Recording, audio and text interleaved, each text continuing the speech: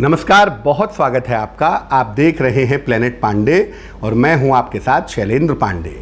जैसा कि हम आपको बता रहे थे, पिछले अंक में हमने चर्चा की थी कि विवाह मिलान के सरल नियम क्या हैं। उसमें एक बड़ा अहम सवाल रह गया था, वो था मंगल दोष। विवाह मिलाते समय सबसे ज़्यादा जिस बात की चर्चा की जाती है वो है मंगल दोष, और उसको लेकर लोगों के मन में डर भी होता है, भय भी होता है, और लोग जाने क्या क्या कहते हैं। लोग ऐसा भी कहते हैं कि अगर एक आदमी की कुंडली में मंगल दोष हो और दूसरे की कुंडली में मंगल दोष ना हो और आपने शादी कर दी तो दूसरा आदमी तो पक्का मरेगा। ऐसा बिल्कुल नहीं होता। सबसे पहले आप ये समझिए कि मंगल दोष होता क्या है।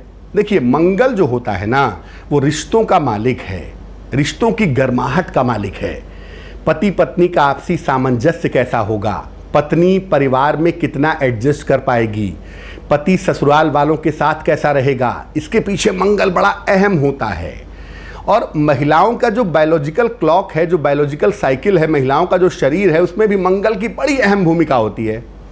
अब अगर हम मंगल को नज़रअंदाज कर दें तो रिश्तों की मुश्किल भी पैदा होगी, और हो सकता है कि महिला बहुत बीमार रहने लगे या संतान कंसीव करने में प्रॉब्लम हो। इसीलिए शादी के समय मंगल दोष पर विचार किया जाता है। अब अगर कुंडली में लग्न में मंगल बैठा हो, चौथे खाने में हो, 7वें खाने में हो, 8वें खाने में हो या 12वें खाने में हो, तो कुंडली मांगलिक हो जाती है। इसका मतलब वो कुंडली विशेष है। कुंडली मांगलिक है तो इसको ठीक तरीके से देखकर समझकर तब शादी करिए।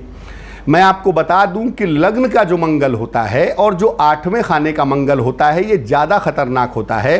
चौथे खाने का मंगल, 7वें खाने का मंगल और 12वें खाने का मंगल उतना खतरनाक नहीं होता। और अगर कुंडली के दूसरे खाने में मंगल हो या 5वें खाने में मंगल हो तो ये भी बहुत खतरनाक होता है। हालांकि व्यक्ति इसमें मांगलिक नहीं होता, फिर भी ये बहुत खतरनाक होता है। अगर कुंडली के दूसरे खाने में मंगल हो या 5वें खाने में मंगल हो तो इसको भी बहुत महत्वपूर्ण तरीके से देखना चाहिए। अब मान लिया कि एक आदमी मांगलिक है और आप उसकी शादी देख रहे हैं, तो जिससे भी शादी देखें आप ये देखें कि दूसरा आदमी उस मंगल को एडजस्ट कर पाएगा या नहीं कर पाएगा। क्योंकि आप लोगों ने ऐसा भी देखा होगा कि लड़का लड़की दोनों मांगलिक हैं, सब कुछ मिला हुआ है, फिर भी शादी नहीं चल पा रही है। कारण उसका ये है कि मान लिया लड़की मांगलिक है तो लड़की का मंगल लड़के की कुंडली पर ठीक तरीके से एडजस्ट होना चाहिए, और मंगल को दो ही ग्रह एडजस्ट कर सकते हैं, या तो बृहस्पति या तो सूर्य। तो मान लिया लड़की मांगलिक है और लड़के का बृहस्पति बहुत अच्छा है या लड़के का सूर्य बहुत अच्छा है, तो मंगल उससे एडजस्ट हो जाएगा। केवल मंगल दोष को लेकर के ऊट पटांग शांति करवा देंगे, मंगल नहीं है या मंगली होना जरूरी है, ऐसा कुछ नहीं है। आपको ये समझना होगा कि जो मंगलिक है उसकी कुंडली में मंगल की ताकत कितनी है और वो ताकत ठीक तरीके से एडजस्ट हो रही है या नहीं हो रही है। ठीक है ना। अब एक बात और, मंगल मान लिया किसी की कुंडली में है, किसी की कुंडली में नहीं है, और शादी करना जरूरी है या संबंध है, प्रेम है, तो ऐसी दशा में लोग कहते हैं कि जो मांगलिक है वो पेड़ से शादी कर ले, वो घड़े से शादी कर ले, वो मूर्ति से शादी कर ले।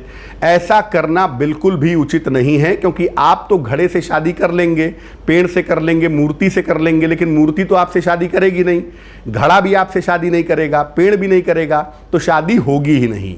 इसलिए अपनी मान्यताओं का मजाक मत उड़ाइए।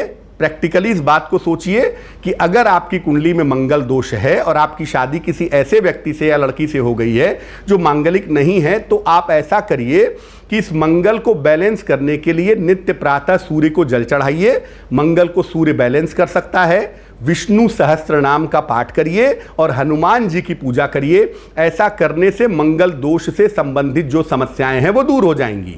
और कुंडली का एक बार गंभीर अध्ययन भी करवा लीजिए कि मंगल अगर मान लिया दूसरे की कुंडली में है, आप में नहीं है, तो उसे कैसे एडजस्ट किया जाएगा, किन ग्रहों से उसे शांत किया जाएगा।